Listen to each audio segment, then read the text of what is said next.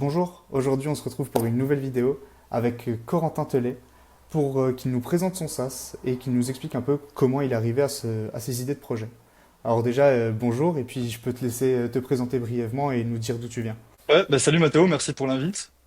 Bah moi c'est simple, c'est Corentin Tollet, du coup comme tu l'as dit, j'ai 23 ans, je vais bientôt avoir 24. Actuellement je suis en école d'ingé, informatique à Toulouse, et voilà, on va parler peut-être du C'est une, SAS. c'est une super ville Toulouse, j'ai pu aller visiter, franchement c'est cool. Et du coup en une phrase, qu'est-ce que tu as construit? Bah là mon dernier SAS ça s'appelle KoAI. En fait c'est un service B2B, donc un SaaS, un tool, qui permet du coup de chiffrer un projet tech en un clic avec l'IA, en quelques secondes au lieu d'y passer des heures. Donc spécialisé du coup dans les projets tech. Ok, et qu'est-ce qui t'a donné l'idée de créer ça? Bah, en gros, c'était assez simple parce que j'ai depuis quelques temps, là, quelques mois, j'ai une agence spécialisée dans le consulting et le développement de projets SaaS Ouais, et applications mobiles. En fait, du coup, ça fait aussi 2 ans, comme on a pu parler juste avant, de freelance forfait. Et du coup, à force de faire des budgets, chiffrer faire des devis, j'ai vu que ça prenait pas mal de temps. Mais en parlant aussi avec des contacts ou un peu de réseau de cette problématique-là, qu'ils avaient un peu aussi la même. Et du coup, j'ai commencé il y a il y a 2 semaines à essayer d'automatiser ça pour un peu de gagner de temps et aussi éviter de gagner en précision sur ces budgets-là, parce qu'il y a les erreurs, elles sont faciles à faire. Tu vois, le calcul des taxes, des charges, ouais. être rentable et en calculer aussi un bon prix rapidement pour répondre à l'appel d'offres ou au prospect. Et du coup, c'est simple, hein, c'est comme ça que c'est venu l'idée. Ça Pour répondre marche. à un besoin personnel à la base Ouais, et ces besoins vérifiés par du réseau. ça roule. Et concrètement, bah du coup, comment ça marche? Est-ce que tu peux nous faire une démo rapide ou... Ouais, ouais. Donc ça, c'est la landing page du coup de Quai. Ouais, Et en fait, c'est assez simple. Donc là, moi, je suis déjà connecté, donc il y a déjà non, il y a déjà le cache, parce que tout est stocké en cache pour l'instant. ok. Là, je vais utiliser. Donc en gros, c'est assez simple. Là, en fait, l'utilisateur remplit les données d'un projet tech fourni par le prospect ou le client. Ouais, On peut penser par exemple à une description, le nom de projet. Bon, ça c'est classique le type de projet, mais surtout des documents projet que le client fournit, comme on peut penser à documents d'appel d'offres ou des cahiers des charges, des contrats techniques, pardon, etc. ouais. Les informations du client qui seront du coup affichées sur le devis. Le type de client, bon ça c'est juste pour information après dans la base de données parce que je prévois de faire parce que pour l'instant il n'y a aucune base de données en fait derrière, à part pour Ok, l'authentification. L'information d'entreprise, donc ça c'est donc par exemple ton entreprise, donc le SIRET, etc. pour afficher sur le devis, le logo. En fait c'est très simple. On clique sur suggérer une équipe et des coûts. Donc là bon j'ai supprimé parce qu'il y avait un, un exemple avec un dernier devis que j'avais généré. Mais en gros tu pourrais fournir tu vois un document technique. Bon là j'en ai pas directement que je peux forcément montrer ou quoi. Mais voilà. Et en fait ça génère une équipe entière. Bah, attends même je vais te montrer. Voilà donc ça c'est un exemple que j'avais mis sur pour faire la vidéo démo ouais, prospect. Et en fait, tu vois, si j'avance un peu. Bon là, du coup, j'ai cliqué sur génération. Et là, j'explique en fait dans la vidéo démo que ça prend en général quelques secondes, maximum 1 minute ok. pour la génération. Voilà. Et en fait, la génération est terminée. Ça a généré un chiffrage complet du projet. Donc là, quand je descends, voilà. Donc là, ça génère une équipe complète. Donc en fait, ça suggère, ça calcule une équipe pour ce projet-là. Ok. C'est-à-dire combien de freelance ou combien de salariés par exemple, pour quel poste, à quel TGM ou à quel salaire, qui sont éditables. Donc ça c'est pour la partie de l'équipe, donc c'est-à-dire une équipe complète, pendant combien de temps, plein temps ou pas. Ça génère aussi je peux vous montrer là sur le landing directement, le calcul des coûts associés au projet. Donc par exemple les charges associées, tu as des coûts serveurs associés au Ouais. projet, s'il y a un service externe, etc. Ça, du coup, tu le Euh, calcules, enfin, concrètement comment ça se passe derrière. C'est vu qu'il n'y a pas de back-end, c'est du coup un call à l'IA. Ouais, c'est un call Ok. API à l'IA, sauf que l'IA derrière, elle est fine-tunée, donc elle Ouais. est adaptée à répondre à la bonne donnée et elle a été réentraînée par-dessus pour répondre à ces questions spécifiques sur le Ok. chiffrage. Il y a quand même un travail derrière. Donc Oui, là, tu bien vois, par sûr. exemple, aussi, elle peut calculer aussi des taxes, etc. Donc moi, par exemple, pour un petit exemple, il y a un projet que j'ai chiffré il y a 2 mois. pour un client qui voulait une application mobile, une startup. Et en fait, moi, j'étais dans ma transition micro-entreprise EURL. Et en fait, en micro, quand j'étais pas assujetti à la TVA, par exemple, toutes mes factures, tous mes devis étaient TTC automatiquement parce que j'avais pas le droit de facturer la TVA. Sauf que quand moi je facture un client en tant qu'URL, je dois facturer la TVA. C'est parce que Oui. sinon je perds. Et du coup, j'ai perdu 20% sur sur un contrat comme ça. Ce qui aurait pu être évité parce que ça aurait été automatique grâce Ouais. à Query. Donc là, ouais, par exemple, un autre exemple d'un chiffrage avec un projet. Donc voilà. En fait, le but après, c'est aussi de sortir un PDF, donc un devis généré, euh, qui est édité, enfin qui est éditable, pardon. Ouais. Donc on peut modifier, tu vois, faire des retouches, etc. et télécharger directement et l'envoyer au client directement. Donc ça permet de générer un devis propre, Ouais, très rapidement, quoi. rapidement, voilà, plutôt qu'y passer des heures. Le but c'est pas que l'IA génère 100% de trucs, même s'il le fait. C'est qu'après en fait ça donne une première idée et après en fait on a juste à ajuster en fonction de ses coûts. Tu vois, tu peux changer la marge quand tu prends ce format agence. Ça te génère aussi un calendrier, un planning, parce que je le vois là, un planning. Comme des fiches de temps Ouais. de l'équipe.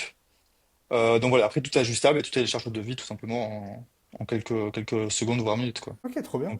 Donc voilà. Et qu'est-ce que tu as prévu du coup pour la suite? Parce que là, je pense que, en fait, il y a pas mal de moments où tu disais pour le moment, et j'avais l'impression que tu avais une idée derrière. Du coup, qu'est-ce que tu as prévu?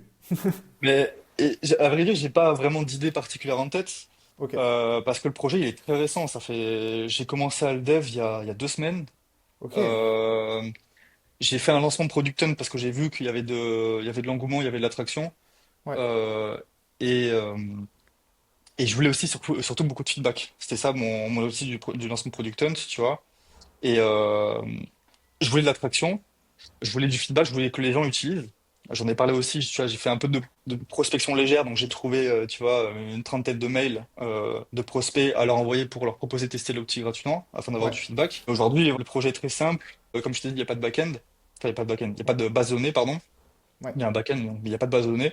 Donc voilà, à part l'authentification, pour l'authentification. Parce que, alors déjà, c'est aussi une solution de simplicité. Ça vite, ça rajoute, ça enlève une complexité. Et ouais, surtout, en fait, tout est stocké en cache. Donc, si l'utilisateur enregistre les informations de son formulaire de chiffrage et les résultats de l'IA, l'enregistre, en fait, c'est enregistré uniquement dans son cache, navigateur, qui permet aussi d'avoir un argument d'un autre côté sur la privacy des données. oui, Parce qu'en fait, je ne stocke rien. Tu vois, moi, j'avais pour idée, tu vois, par exemple, un utilisateur qui upload un document d'appel d'offres de son client, il a peut-être pas envie que moi je le stocke dans ma base de données, tu vois, parce que c'est forcément ouais, des données sensibles ou quoi. Tu vois, j'ai travaillé aussi, enfin, je suis en alternance aussi à côté, par exemple, dans une grosse boîte. ouais, Et il y a aussi quand même une notion importante de privacy des données, tu vois. ouais, de sécurité, tout simplement, Et, ouais, c'est clair. On peut pas exactement, ouais. donner ce genre de documents-là, en fait, comme ça sur Exactement, Internet. ouais. Donc voilà, j'ai déjà eu enfin, je commence à avoir pas mal de feedback. Et moi, Ouais, j'ai quelques idées, mais je me force, on pourra en parler peut-être sur moi après, mais j'essaie d'appliquer au maximum la méthodologie que moi, je parle ou que je fais en consulting. Et en fait, ma méthodologie, c'est vraiment développer au minimum, avoir du feedback, pas développer uniquement la feature principale, donc le but d'un MVP, ouais, avoir un maximum de feedback, et ensuite uniquement développer ce qui a été dit dans le feedback. ouais, Et en fait, là, je pense qu'en tant que développeur, tu vois, toi comme moi, on a toujours un peu l'envie de bourriner, de balancer des features. Et moi, je fais que le répéter en disant que c'était pas du tout la bonne méthode, quoi. Donc ouais, là, je me canalise parce que j'ai plein d'idées, forcément, hein. On a tous, quand on lance un projet, on a tous plein d'idées. oui, forcément. Mais voilà. Donc là, potentiellement, moi, j'ai pensé à des features, tu vois, dans l'avenir, même si je reste très au jour le jour, donc j'évite de penser à ça. En plus, c'est un side project, tu vois, c'est pas mon projet principal, donc Ouais, là, il faut pas que je mette trop de temps. Mais tu vois, j'avais pensé par exemple à pouvoir stocker, du coup, à rajouter une base de données, pouvoir stocker et visualiser l'historique de ces devis générés, pouvoir ouais, gérer ses clients, ou tout simplement, comme je t'ai montré les informations de ton entreprise quand tu remplis pour créer un devis, les ouais. stocker en tant que dans une table, par exemple, pour éviter de les rentrer à chaque fois, même si c'est enregistré. Enfin bref, là aujourd'hui le projet est très simple parce il est pas assez mature, enfin il est très jeune quoi. Donc voilà. Donc j'ai pas de vision au long terme, même moyen terme, je l'ai pas encore. J'attends du Carrément. feedback. Bah oui, ça s'entend. Mais du coup, la première partie, on va dire, quand tu as annoncé ton projet, etc., ça, tu le fais sur Twitter ou en plus de Product Hunt, en fait, comment tu as lancé ton tool?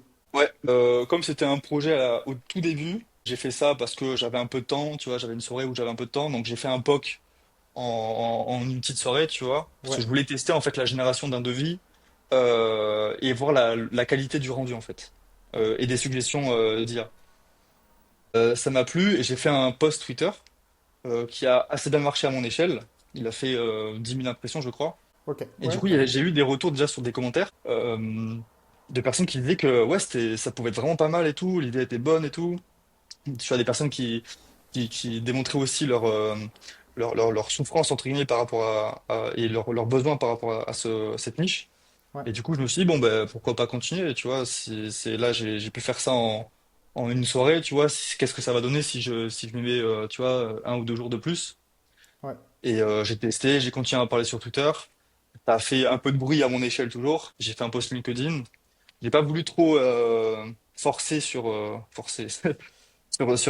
ce projet-là parce que déjà que j'alimente assez avec d'autres projets mes comptes. Je voulais pas non plus mélanger parce que j'ai fait un autre lancement Product Hunt il y a un mois, je crois. ok, Je voulais pas bourriner là-dessus. Et ouais, du coup, j'ai pas fait beaucoup de com sur ce lancement Product Hunt ou même sur le projet.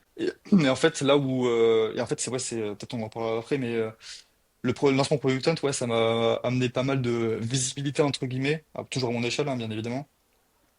Mais ouais, ça a fait un peu accélérer les choses plus que je l'aurais imaginé. Enfin, j'ai fait plus de stats que par exemple que mon lancement Product Hunt d'il y a un mois, quoi. Même si ok. c'était pas la même niche. Ah ouais, ça a quand même bien staté. Du coup, Product Hunt, en fait, c'est vraiment une vraie source de trafic pour les SaaS. Ça, ouais, je suis assez d'accord avec ça, mais dépendamment du projet, de la nature du projet.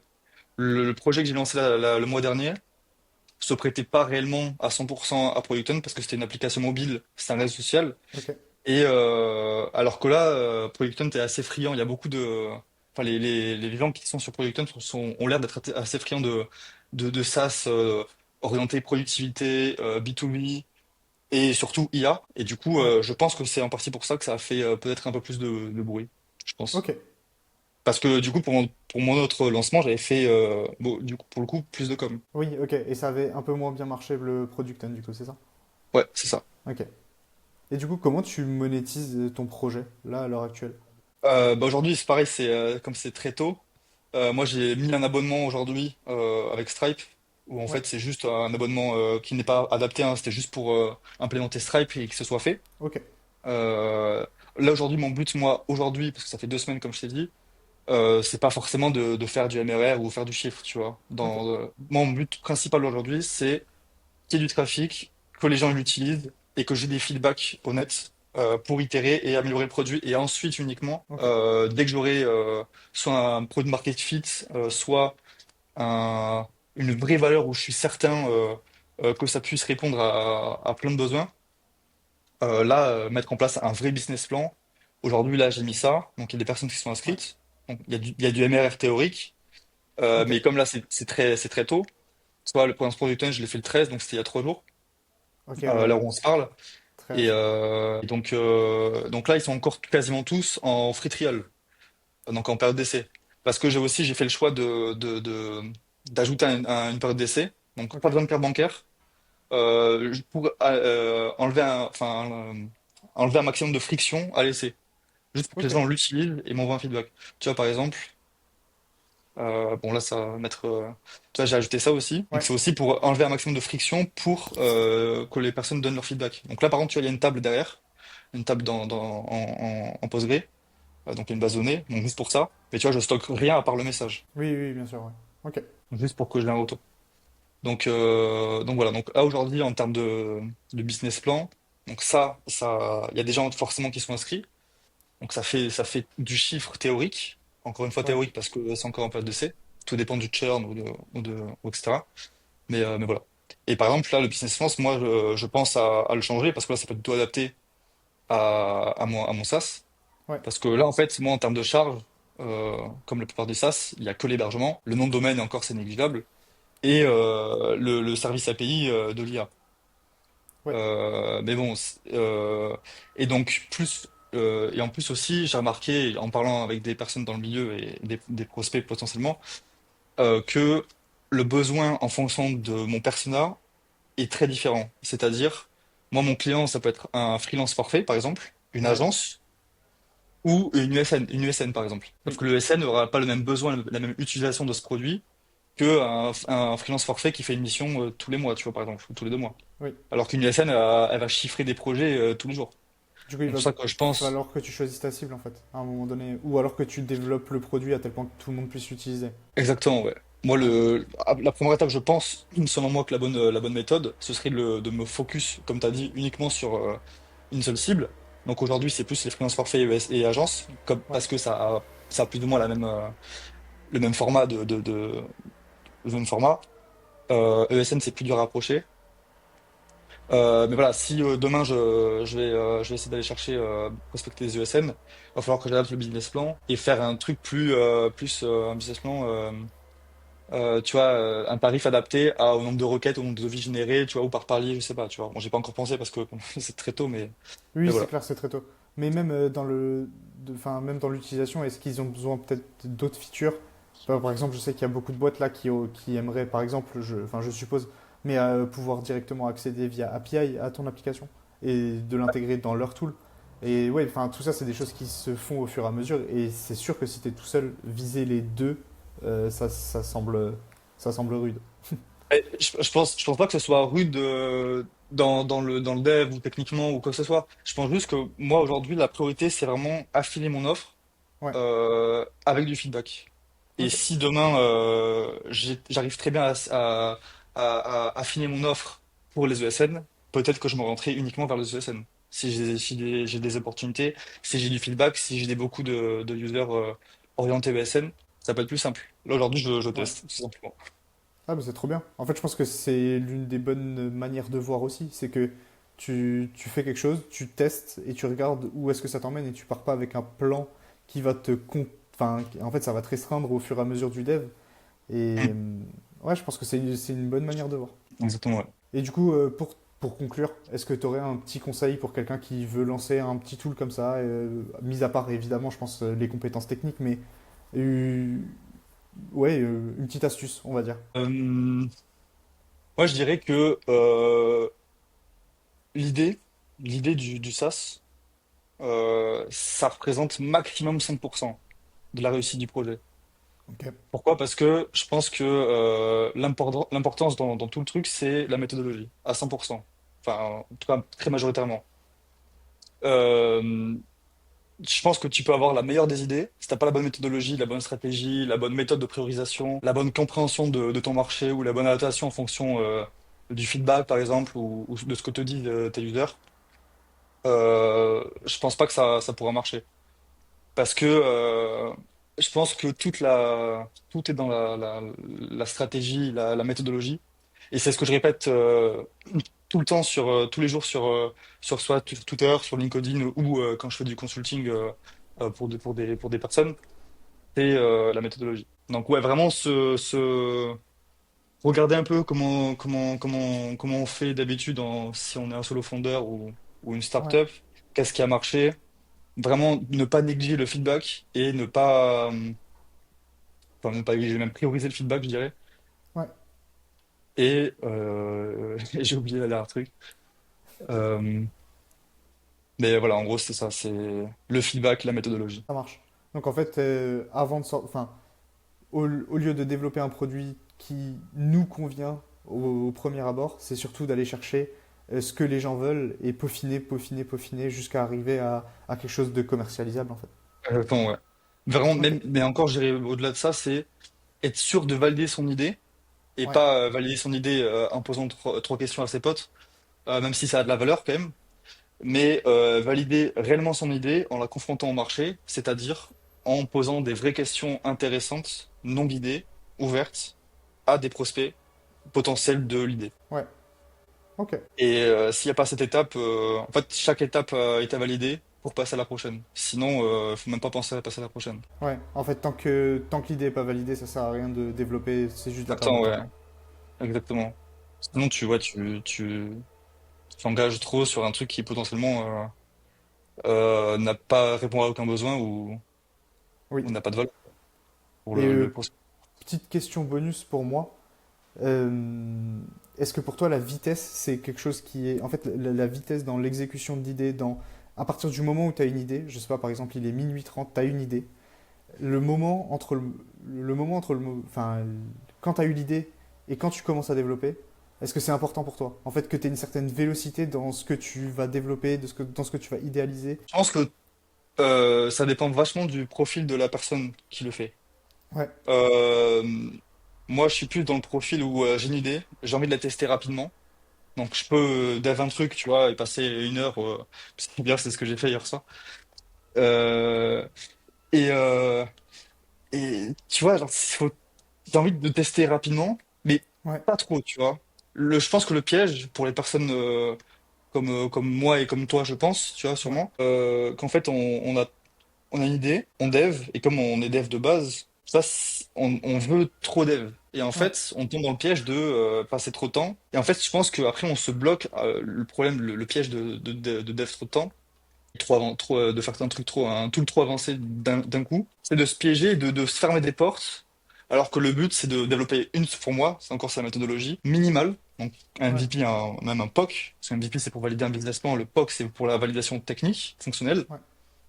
Un POC, maximum 1, 2, 3 jours de dev maximum, en fonction de la complexité du projet. Et après, t'arrêtes de coder, t'arrêtes de dev, tu fais que du marketing, que de la prospection, et tu valides ton idée. Et dès que t'as pas validé ton idée, dès que t'es pas certain, tu touches pas au code. Ouais. À part s'il y a des bugs et que ça crache, tu vois, mais Oui, bien sûr, mais si tu ça, vois pas ça, je le d'engouement, compte ça sert à rien d'ajouter des features. Ça, exactement. tu C'est le laisses et piège. tu Et ça, continues, c'est tu travailles ton bon, marketing. exactement. Mais justement, j'ai fait un tweet sur ça il y a une semaine là, où je Ouais, parlais de mon premier SaaS que j'ai dev il y a 2 ans et demi, je crois, ou 2 ans. ouais, En fait, j'ai passé 5 mois à m'enfermer dans ma chambre comme un dev, le cliché du dev, quoi. 5 mois sans parler à personne, parce que j'avais une idée, un problème qui était le mien. J'ai passé 5 mois, je suis sorti de 5 mois de mon trou, et j'ai commencé à faire un peu de marketing, tu vois. Marketing de l'époque. Tu vois, ça ramait, quoi. J'ai ouais. fait, je crois, que j'avais 4 ou 5 clients qui ont churn au bout de 3 mois. Alors que j'aurais dû, juste avant de dev, même parler à l'idée ou faire un. L'idéal même, c'est de parler de l'idée avant même de dev. Mais bon, Ouais. c'est un micro ça, c'est pas grave, tu perds une heure. Le but, c'est pas de perdre 5 mois ou une semaine. Oui, c'est sûr. Et en plus, moralement, c'est d'autant plus dur parce que tu y as consacré beaucoup de temps. Ça fait 5 mois que tu es dedans tous les jours et que tu vis pour ça, hein, grosso modo. Exactement, ouais. Et que ça marche pas, c'est rude. Enfin, je veux dire, Ouais. ça fait un Parce coup que au là, moral. à la fin, tu sors un produit, enfin, j'avais réussi, je pense, à sortir un produit qui était fonctionnel, qui était Ouais, joli, qui était. Tu vois, c'était un gros projet. Bon, certes, ça m'a servi pour d'autres trucs, tu vois, tu vois, ça fait rentrer dans le portfolio, tu vois, t'as fait un vrai projet de A à Z, costaud, tu vois. Mais, euh, ouais, c'est mais clair. bon, j'ai quand même appris énormément, mais du coup, voilà. Oui, en fait, enfin, tu passes à côté du potentiel, du réel potentiel du SaaS en termes de Exactement. marketing. C'est Mais pour par ça contre, que je pense fonctionnellement, en que. plus, tu as fait quelque chose qui, pour toi, est utilisable pour tous. Et enfin, c'est ça qui est décevant, en fait. Mais je pense que c'est inutilisable pour tout le monde, mais est-ce que tout le monde va trouver de la valeur Ouais, à ça? Est-ce que ça répond vraiment aux besoins des personnes? Moi, ça répondait à mon ouais, besoin, mais est-ce que c'était vraiment le besoin? Je pense qu'il faut sortir. Après, bon, ça, encore une fois, là, on est dev, donc on parle et sûrement que les personnes qui vont regarder ce podcast, sont des devs, je pense. oui, Mais ça dépend aussi vachement des profils. Tu vois, moi, en consulting, j'ai pas mal de personnes aussi qui sont pas devs. ouais, Et du coup, leur vision, elle est vachement différente. Et je pense que c'est en partie un avantage, parce que du coup, ils s'enlèvent cette partie dev, ouais, technique, et du coup, ils se focus uniquement sur, OK, comment je peux trouver mon persona, comment je peux faire un produit market fit, comment je peux répondre à un vrai besoin, et il leur manque juste la partie technique, quoi. Donc je ouais, pense c'est clair. que un dev qui a aussi cette notion business et comprendre un peu le marché, c'est cheaté. C'est vraiment, vraiment bien. Mais faut l'appliquer. Ouais, je pense, mais c'est dur, hein. Surtout quand, Ah oui, ben, c'était c'est facile. c'est ce qu'on disait avant, dès que tu as la vision sur la technique, c'est quand même très compliqué de s'en sortir, enfin de sortir de ça et de se dire, ok, maintenant il faut que j'arrive à le vendre, faut que je me place correctement, et c'est des choses que non plus on n'apprend pas trop dans le cursus de dev, alors que c'est pour moi l'un des trucs enfin, le plus important. Parce qu'en soi, faire un outil, c'est cool, mais si tu n'attires personne, si personne n'a envie de l'utiliser, bah, Exactement. au final, tu as fait tout ça pour rien, quoi. Et c'est les petits détails, j'ai l'impression, qui font vraiment une différence. Ouais, C'est-à-dire, ça, tu peux avoir un. Après, bon, ça, c'est une étape un peu plus avancée, hein. C'est quand tu sens que tu as de l'engouement, quand tu as des users, etc. C'est aller chercher, tu vois, de l'optimisation. Tu vois, bon, ça, c'est une étape bien après, hein. On est bien après du. Bon, je pense que c'est juste après MVP, hein. Ça peut commencer juste après MVP, mais tu vois, ça peut être la conversion sur la landing page, ça peut être OK de l'UX, tu vois, sur l'utilisation des features. Ça, c'est les prochaines étapes, mais c'est pour ça, en fait, je pense que un dev ou un fondeur de SaaS, ouais. il peut pas se faire chier parce que Non, il y a toujours quelque chose à faire. c'est évolutif en fait et C'est ça. c'est trop intéressant. Et puis, moi, je fais un rapprochement aussi avec le marketing par rapport à la mode. En fait, ça change tout le temps. La manière de communiquer, si tu prends maintenant en 2018 comment les gens vendaient leurs tools, etc. sur Internet, ça n'a rien à voir avec maintenant. Comment tu fais de l'ads, Complètement, ouais. comment tu promotionnes, les landing pages, elles ont toutes changé. Je veux dire, ça n'a plus rien à voir. Donc en fait, si tu fais vivre un tool, forcément, tu as quelque chose à faire. Parce que tu vas forcément retravailler une partie de ton business, une partie de tes features, une partie de comment enfin, l'expérience utilisateur elle est sur ton app. Et donc dans tous les cas, il y a forcément quelque chose à faire. Parce que sa vie, c'est pas quelque chose qui reste figé. Mm. Je suis complètement d'accord. Eh ben écoute, c'est tout bon pour moi. J'ai les réponses à toutes mes petites questions. Donc si tu as un petit mot de la fin, ou alors on peut se laisser là. Bon, j'ai pas de pas de particulièrement de mots de la fin. Ben, merci à toi de l'invitation. C'était Merci beaucoup. un vrai plaisir. C'était hyper intéressant. Bah, merci à toi Et, d'être venu. euh, et voilà. Merci beaucoup. À plus. Merci. Ciao.